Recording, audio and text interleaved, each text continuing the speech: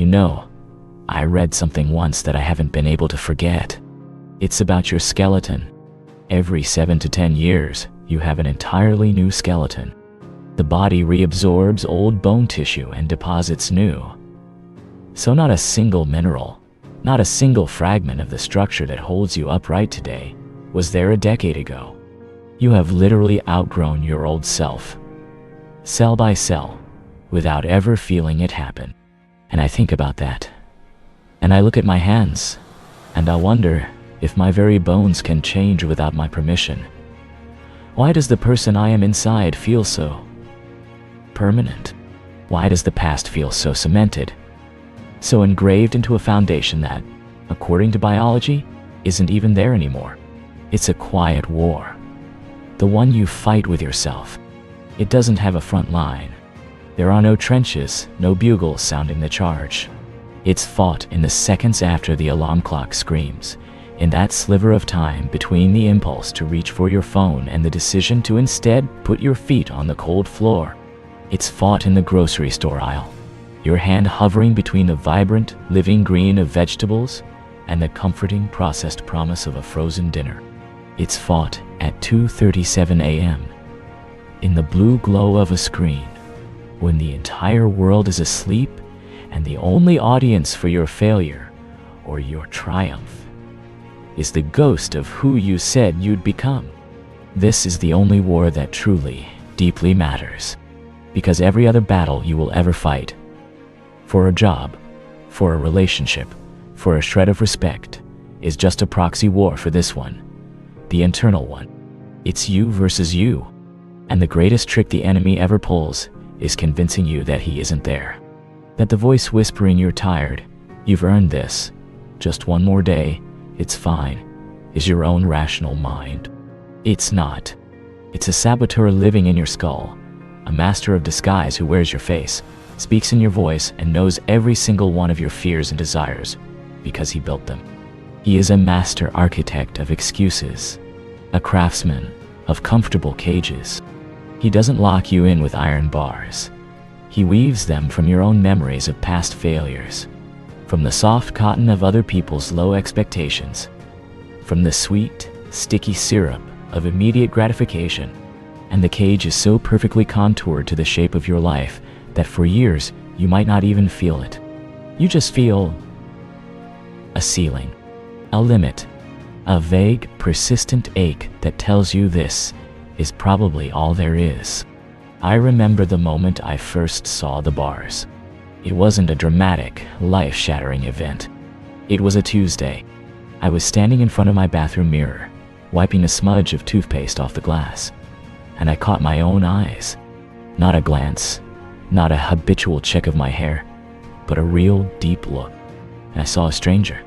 Or, more accurately, I saw a tenant. Someone who was just occupying this life, this body. The eyes looking back at me were filled with a kind of weary resignation, a film of dust over something that might have once been bright. And I realized with a cold clarity that felt like a splash of water that I had been negotiating with my own jailer for a decade. I had been making deals. I'll start the diet on Monday. I'll apply for that job when I feel more confident. I'll leave the relationship when it gets a little worse. I was bartering away my future for the comfort of a familiar present. And the jailer, of course, was me. The part of me that was terrified of the unknown, that was addicted to the warm, numb safety of the status quo. That version of you, the comfortable one, the one that chooses the path of least resistance. He is a master of patience. He will outlast your motivation every single time. You get a spark of inspiration, you watch a video, you read a book, and you feel this fire in your chest. You're going to change. You're going to run 10 miles, write that novel, build that business, learn that language. And for a day or a week, you do. You are a whirlwind of action. You feel the bars of the cage bending. You can almost smell the free air. And that's when he strikes. Not with force, but with a whisper. He lets you exhaust yourself. He lets the initial high wear off. And then, in the quiet aftermath, he slithers in. He reminds you how good it felt to rest. He shows you a highlight reel of all the times you tried and failed before.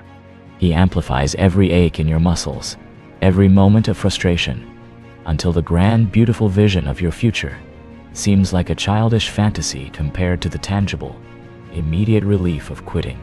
He turns your own ambition into a weapon against you, using the memory of past burnout to justify present surrender.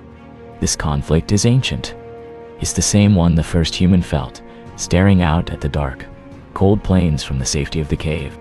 Do I venture out into the unknown, where there may be predators and starvation, but where there is also possibility, new lands, a different life? Or do I stay here, in the familiar dark, where it's warm, where I know the contours of the walls, where I will be safe, but I will also remain exactly the same? We are all descendants of the ones who chose the plains, but we carry the ghost of the ones who stayed in the cave, huddled around a small fire, telling themselves stories about how dangerous the world outside truly was. That ghost is the part of you that chooses fear. The battlefield is the gap between who you are and who you know you could be. And that gap is a terrifying place. It's a no man's land filled with the landmines of your own insecurities and the sniper fire of self-doubt. Crossing it requires a kind of brutal honesty that feels like self-mutilation. You have to look at the parts of yourself you've been hiding. The lassiness, the envy, the pettiness, the cowardice. You have to stop dressing them up in noble clothing. You're not taking a well-deserved break, you're procrastinating. You're not just being realistic, you're being fearful. You have to call things by their true names. This is the first and most painful act of the war. Disarm the enemy by refusing to use his euphemisms. I had to admit that I was a coward. Not in a dramatic running from a fight way, but in a slow, insidious way. I was afraid of being seen trying and failing. I was so invested in protecting this fragile idea of my own potential that I never actually tested it. If I never truly tried, I could always tell myself that I could have been great, if only I had really applied myself. It was a perfect, airtight defense against the world, but it was a prison of my own making. The potential I was so carefully protecting was becoming my tombstone. It was the thing they would write on my grave. Here lies a man who could have been. The enemy had convinced me that the possibility of success was more valuable than the attempt, because the attempt carried the risk of definitive proof that I was not, in fact, special. So how do you fight a war against an enemy who knows all your moves before you make them?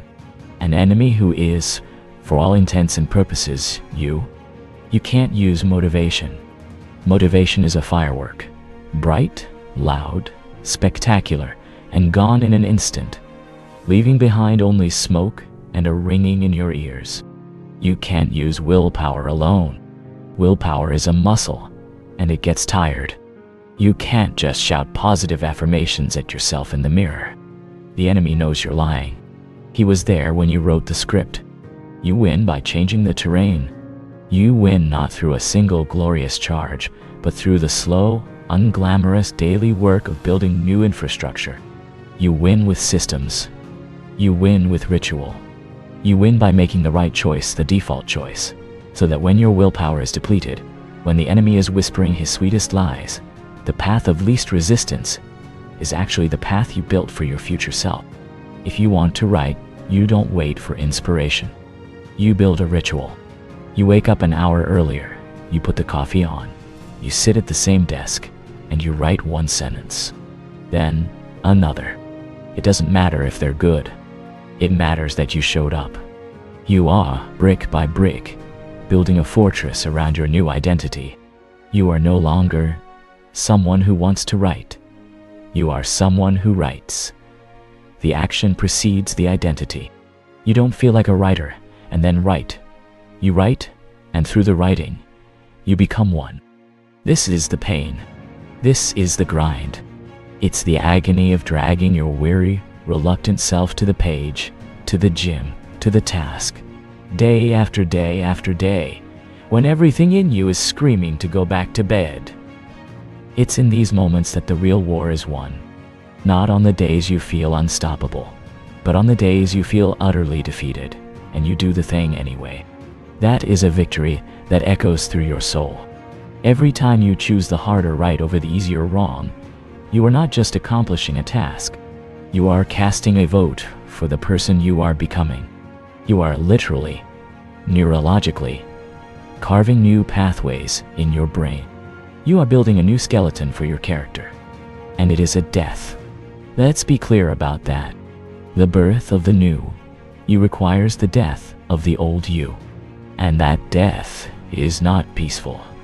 It is a small murder you commit every single day.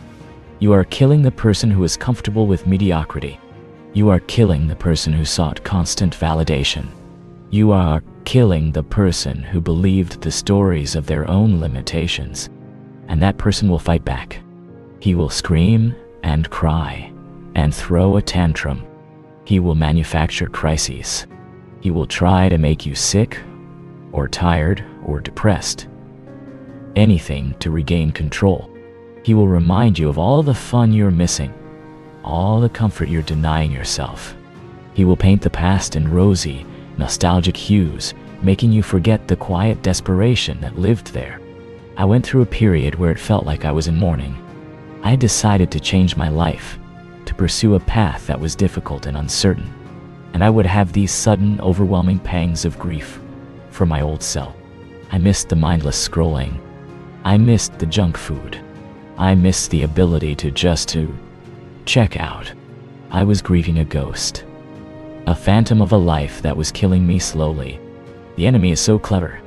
He makes you nostalgic for your own prison. But then, something shifts. It's imperceptible at first. You don't feel stronger. You just notice that the same weight feels a little lighter. You don't feel smarter.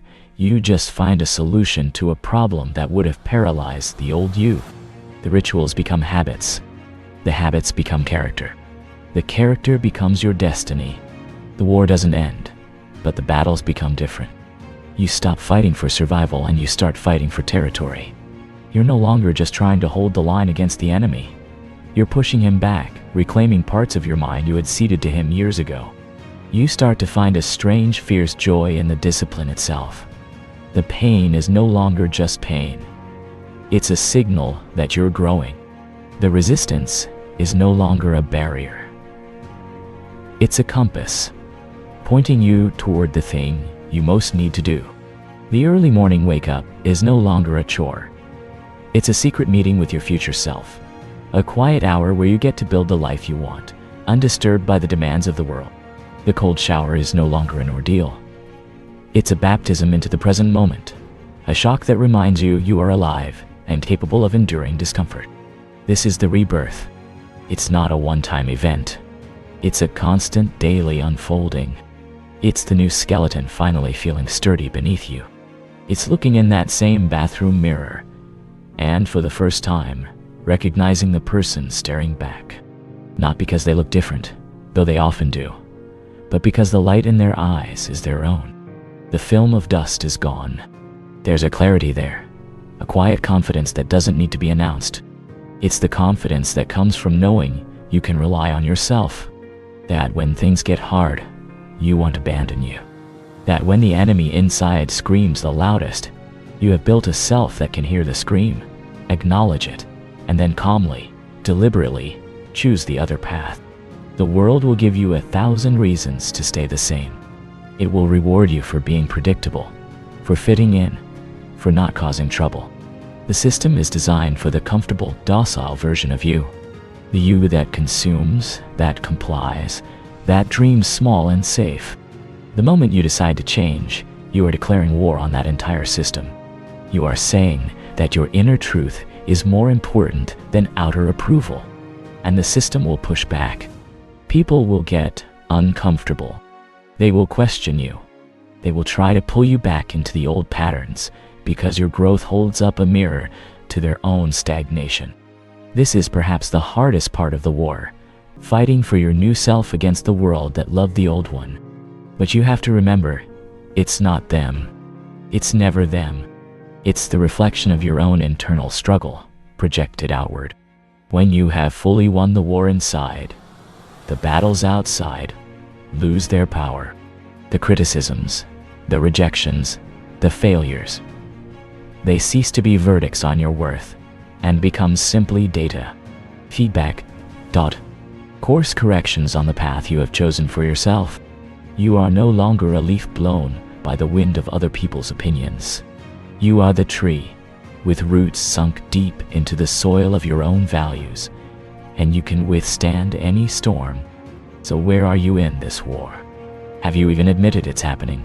Have you seen the bars of your cage? Or are you still painting them, decorating them, telling yourself they're the architecture of your life? The most dangerous lie is that you have time, that you'll start tomorrow. Tomorrow is the favorite word of the enemy within. Tomorrow is a mirage. It's a land that does not exist. The only time you ever have to plant a tree, to write a sentence, to take a step, is now. This second. I'm not going to tell you it's easy. I'm not going to sell you a 5-step plan to a new you. That's just another cage, a prettier one.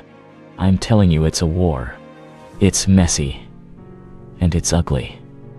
And it's the most beautiful thing you will ever do. Because on the other side of that war is you. The real you. The one you were meant to be before the world got its hands on you and started carving its fears into your bones. Your bones are changing right now. As you listen to this, they are shedding the old, building the new. The physical structure that holds you is in a constant, silent state of renewal. What is your excuse for the structure of your soul? Why are you letting the ghost of a decade ago dictate the life of the person you are today? A person made of entirely different stuff. The battlefield is silent. It's waiting. It's the space between one breath and the next. It's the moment before you decide. The enemy is ready. He's always ready. He's armed with your past, with your fatigue, with your very human desire for comfort. He looks like you. He sounds like you. But he is not you. You are the one who can choose. You are the one who can take that breath, and with the next one, take a step. Just one. Then another. This is your war. It's the only one that counts. And it's you versus you. So who wins?